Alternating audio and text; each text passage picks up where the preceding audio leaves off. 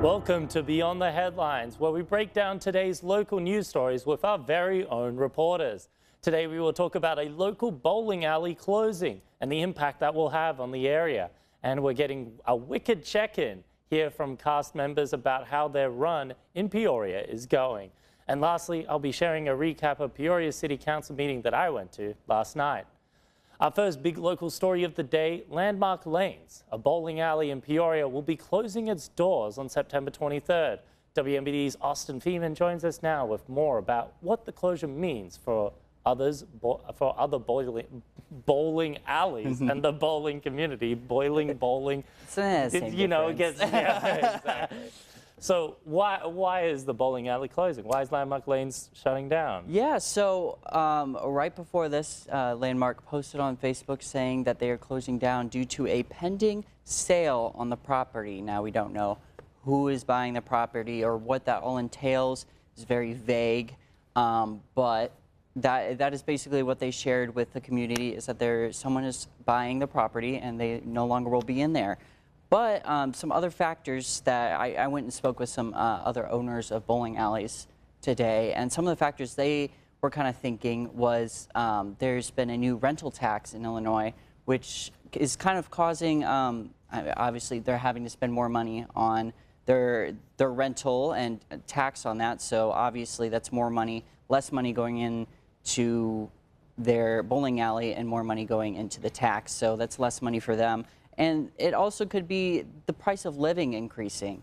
You know, people are making the same amount of money, but the price of living is going up. Therefore, they don't really have the money to go spend on recreational activities like bowling alleys or the zoo, for name's sake. But a lot of it is this sale that's happening, and then also kids don't really get out much anymore. Like, parents don't drop their kids off at an arcade for 2 hours and come back 2 hours later to pick them up.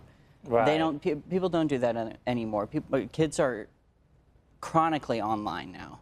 They're on their TikToks and their Instagram videos or whatever they're watching nowadays. So what does that mean for all the other bowling alleys there? You seems to be a lot of doom and gloom for the rest of the industry. Is that going to be true for everybody else? So, I mean, it's kind of up in the air right now. You know, with this, with Landmark closing, there could be some less business going to the other places from people that bowled at Landmark. They just decided they don't want to bowl anymore, so they don't find a new place. Or it could go the other way. You know, we could see other bowling alleys have more business. You know, people that bowled at Landmark could be going to other places in Peoria or Pekin or Morton, or wherever they want to go, and those places could be getting more business. But it's just all up in the air right now. You know, Landmark just announced that they were closing on Facebook officially, and the reason for their closure. So we'll have to see where that goes. That goes. But well, do you think you mentioned earlier that a lot of these places might be closing down in the future. Does that mean there's a recreation gap happening in Peoria? Yeah, so I mean, we could be seeing the start of what could be a recreation gap. And a recreation gap is basically the lack of recreational things in an area. You know, it's kind of similar to a food desert, if you've heard of a food desert. You know, there's a lack of fresh groceries in an area. It's kind of the same concept, and it could become bigger if more bowling alleys or other recreational activities start to close down following Landmark. But, you know, it's all up in the air right now, and with less recreation for kids, they're going to be looking for some other things to do, and they could be getting into trouble. So it's really important to have these recreational activities. You don't want the kids getting into trouble. Exactly. It's better to bowl a ball than, you know, to do any other nasty business you could be getting Exactly. Well, thank you so much, Austin, for breaking that down for us. Yeah. Well, here's a story that got the newsroom talking this evening. It's a boy. That's what the Peoria Zoo is saying in a gender reveal announcement for its newest mandrill. In a Facebook post, zoo staff say the new mandrill is thriving under the care of its mum, Kofolo. The assistant zoo director, Dawn Peatfish, says the primate was born on July 30th, but staff were not able to get a closer look at him until now. That is because he was nestled close in his mum's arms. Peter Fish also says this is the second mandrill baby to Kefolo and his dad, Linus. Oh, he's so cute. Is it a monkey? It is a monkey. So Okay. mandrills are like they're a primate. Okay. So you know how there's like great apes and primates? Yes. It's a primate. And they're actually in Western Africa. Okay. And we found out that they are also in the country of Cameroon. Cameroon. Which is one too many to be my name, but it is close enough. That Yeah, there's- exactly. But it is really cute to see Yes. that the zoo's doing well, and that, you know, I'm not sure if they're exactly endangered species. I'm not sure what their status is, but I think it's always great news when you hear that they're able to get some babies out of there. Exactly. I've always wanted a monkey. Oh, really? Yeah, they're I don't just think so that's cute. legal. Probably not, but you know, it's in my dreams. Would you teach it tricks like how to get you like dollars bills from the street or You something know, like that? I don't think I would use it. No. You would use it for good. Not even use it. It would be my best friend. Oh, okay. Yeah. I just feel like, well, anyway. When we come back on Beyond the Headlines, we've got Alex joining us talking about all things Wicked. He shares what cast members are saying about Peoria. We'll be right back.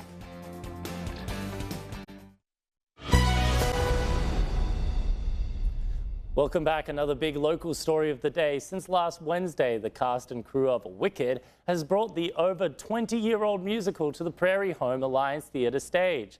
WMBD's Alex Berger joins us now. He's been following the show's Peoria run for the past week. Alex, you talked to the cast today. What did they have to say? Yeah, well, I talked to two of the cast members. I talked to Jada Temple. She plays Nessa Rose, who is Elphaba's sister. I also talked to Nicholas Garza, and he plays Bach, who is off and on Nessa Rose's love interest in the show. And so I talked to them. This is, you know, they've been doing the show a while. Wicked obviously opened on the 20th last week, a week before today. And it's just been a great time. Got to talk to them today, so it was a great opportunity. So Did they say only good things about Peoria, I'd assume? yes, they had a lot of good things to say about Peoria, about the Prairie Home Alliance Theater, and about its stage.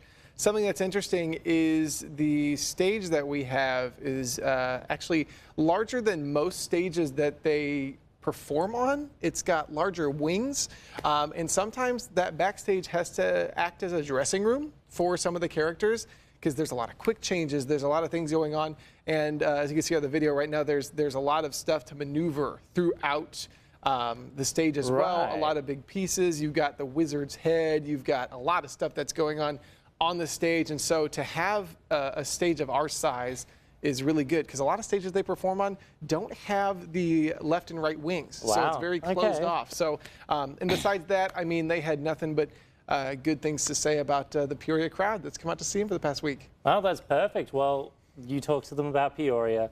How about the show? Have they talked about, you know, their favorite parts in the show? Absolutely. Jada Temple plays Nessa Rose. She said that her favorite part of the show is the crowd, and how she described it as they're almost like the final character in the show. They're kind of like that last piece in the puzzle. Nicholas loves to see that the next generation is loving Wicked. Wicked obviously had a big, come up in the early 2000s. And I watched it when I was a kid. Exactly, I did too. I watched it in Yeah. the 2006 run, and so that it's really had a renaissance and a resurgence. And Nicholas said he loves to see that. So they really love that We about probably the show. made some people feel really old when we said, "Oh, we watched it when we were kids." We were little kids. We were just 2006. little guys running around watching Just little Wicked. guys, yeah. So how long has the show got left in the? Yes, so like I said, it's been going on for a week. It will go on until Sunday. It has 2 performances Sunday, and then it's going on every other day this week as well for performances there. And we've got all that information online as well. So they'll be doing On the same show. ciproud.com? Yep, ciproud.com. They'll be doing the same show each day, each night. So there's still a lot of chances that people are able to see them, and they love seeing all the people come out and all the attention it's gotten. I mean, that's great to hear. You know, especially that they like the city. You know? Exactly. That's and we have a very welcoming, theater based. We're very rooted in, theater and performance with plays in Peoria. So, and that's a big part of Yeah, the we have theater a pretty experience. thriving art community, I would say. Yes, we do. Yes, we do. Whether it's public art or it's theater or it's film, we have a lot of different things that people can get involved in or see or drive by or walk by. So. Right, okay. Well, thank you so much, Alex, Yes, for of breaking that all course. down. It's great to hear that course. Wicked's having a great time out Hey, here. Well, How about it? now here's an interesting story out of Spain. Oh. Thousands of people threw tomatoes at each other during Spain's annual Food Fight Festival on Wednesday. Hey. For 1 hour, tourists and residents swam in tomato pulp and hurled tomatoes non-stop across Banol's longest street, packed with more than 22,000 people. The event is said to have originated from a spontaneous bust-up amongst villagers in 1945. Could you imagine? Somebody's like, "Hey, you wanna go to lunch tomorrow?" And you're like, "No, I got the tomato throwing." This is and- like your average sports experience in Europe. Like, this is what I imagine happens when you're waiting in line. They're just throwing tomatoes at you. But How do look you at find that. that many tomatoes? Isn't that like a waste as well? Like, Oh, that's gonna be the worst ketchup you've ever tasted in your life. Yeah, it's oh like- my gosh. oh my. I've heard of like grape stomping, but this is They make a sauce out of it. They're like, tastes like feet. It's like, oh, this is not great. a little salty. Oh yeah, I could not imagine. Now my question is though, what's the point? What are we doing? So, it was just a big tomato throw up. Like I get the tradition, but what are we doing? They're just throwing tomatoes at It's each just other. Europeans. Hey, there you go. Yeah. All right, we've got one more local story for you when we return on Beyond the Headlines. We'll be flipping the script, and I'll be in the hot seat to discuss what happened at Peoria's City Council meeting last night. We'll be right back.